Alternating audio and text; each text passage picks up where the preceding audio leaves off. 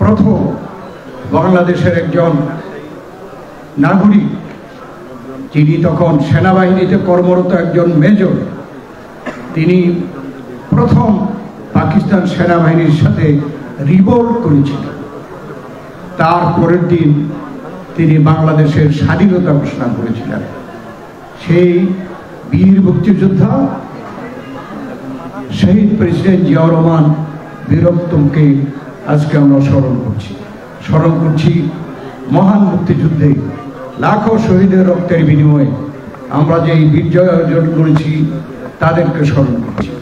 তার সাথে সাথে এই বিজয়ের পর বাংলাদেশের স্বাধীনতা, সার্বভৌমত্ব, গণতন্ত্র, মানুষের অধিকার, অর্থনৈতিক অধিকার সকল ক্ষেত্রে মুক্তিযুদ্ধের চেতনাকে বাস্তবায়নের জন্য যারা এদেশে সংগ্রাম করেছে, প্রাণ দিয়েছে, ত্যাগ স্বীকার করেছে, আমি সকলকে আজকে স্মরণ করছি।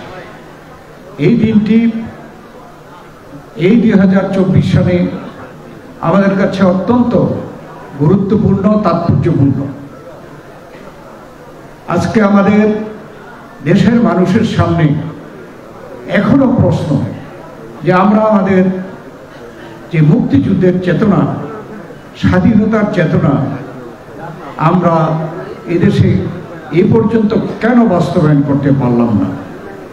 কেন এই 2024-এ জুলাই আগস্টেও এদেশের মানুষের অধিকার ফিরিয়ে পাওয়ার জন্য, গণতন্ত্র পুনরুদ্ধারের জন্য, স্বাধীনতা সার্বভৌমত্ব রক্ষার জন্য, অর্থনীতিকে রক্ষা করার জন্য, দেশকে বাঁচানোর জন্য কেন আন্দোলন করতে হয়েছে, কেন প্রাণ দিতে হয়েছে?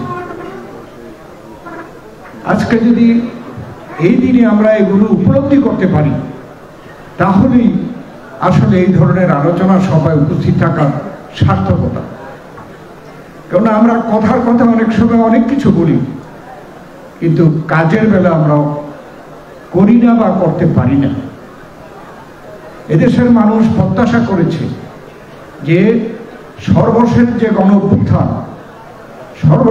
অভ্যুত্থানের পরে আজকে যারা সরকারে প্রতিষ্ঠিত, এই সরকার বৈষম্য বিরোধী, ছাত্র এবং জনগণের একটি গণ অভ্যুত্থানের মাধ্যমে প্রতিষ্ঠিত। সবাই আশা করেছে যে এই পর্যন্ত যে জন্যে এদেশের মানুষ আন্দোলন সংগ্রাম করেছে, প্রাণ দিয়েছে, সেই লক্ষ্যে এই সরকার থেকে ইতিবাচক সকল কার্যক্রম বা ইঙ্গিত জনগণ পাবে। কিন্তু অনেক ব্যাপারে এখানে হতাশা, এটা আমরা প্রত্যাশা করি না।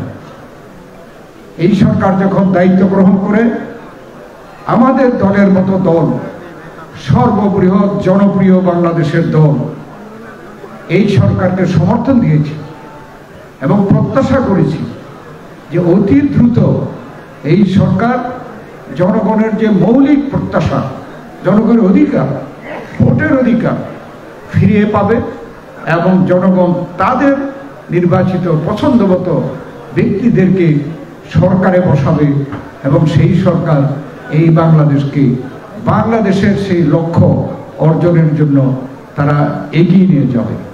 কিন্তু আমরা দেখছি যে স্বৈরাচার ফ্যাসিস্ট সরকার গায়ের জোরে ক্ষমতায় থাকতে চেয়েছিল, তারা কিন্তু এই আন্দোলনের মুখে পদত্যাগ করতে বাধ্য হয়েছে এবং এই দেশ থেকে পালিয়ে যেতে বাধ্য হয়েছে। এবং তারা পালিয়ে গিয়ে আমরা দেখতে পাচ্ছি তারা কিন্তু কোনো রকমে নিজেদেরকে দোষী মনে করতেছে না বা নিজেরা অনুতপ্ত না, তারা বরং নানা রকমের ষড়যন্ত্র, নানা রকমের উস্কানি দিয়ে দেশে বিদেশে ষড়যন্ত্র সৃষ্টি করছে, যাতে করে এই দেশ কাঙ্ক্ষিত লক্ষ্যে পৌঁছতে না পারে। আমি আজকে শুধু এই বিষয়ে, কেননা আমাদের ভারপ্রাপ্ত চেয়ারম্যান সাহেব আমাদের বক্তব্য রাখবেন, অনেক কিছু বলার এই দিনে আমাদের থাকে। মুক্তিযুদ্ধে অংশগ্রহণ করার আল্লাহ সুযোগ দিয়েছিল, সেই জন্য অনেক কিছু বলার থাকে, কিন্তু সুযোগ নেই, এত সময়ও নেই। আমি শুধু একটি কথা বলতে চাই, একটি বিষয়ে, যে আজকে যারা ষড়যন্ত্র করছে তাদেরকে তারা জানে, তবু আমরা স্মরণ করে দিতে চাই যে এদেশের মানুষ কিন্তু কখনোই নিশ্চুপ বসে থাকে নাই। স্বাধীনতার পরে 3.5 বছরে যা দেখেছিল, যে গণতন্ত্রকে হত্যা করে বাকশাল প্রতিষ্ঠা, গুম খুন, রাহাজানি, অর্থনৈতিক লুটের কারণে দুর্ভিক্ষ, এসব দেখে কিন্তু এদেশের মানুষ চুপ থাকে নাই, এর প্রতিকার করেছে। 3.5 বছরের মাথায় এদেশে পরিবর্তন হয়েছে। আমি বিস্তারিত বলতে চাই না। তারপরে এদেশে 75-এ 15 আগস্ট ঘটেছে, 75-এ 7ই নভেম্বরের ঘটনা ঘটেছে। সিপাহী জনতা বিপ্লব করে স্বাধীনতার শহীদ প্রেসিডেন্ট জিয়াউর রহমানকে ক্ষমতায় বসিয়েছে। তারপরে শহীদ জিয়াউর রহমানকে হত্যা করে আবার গণতন্ত্র হত্যা করা হয়েছিল।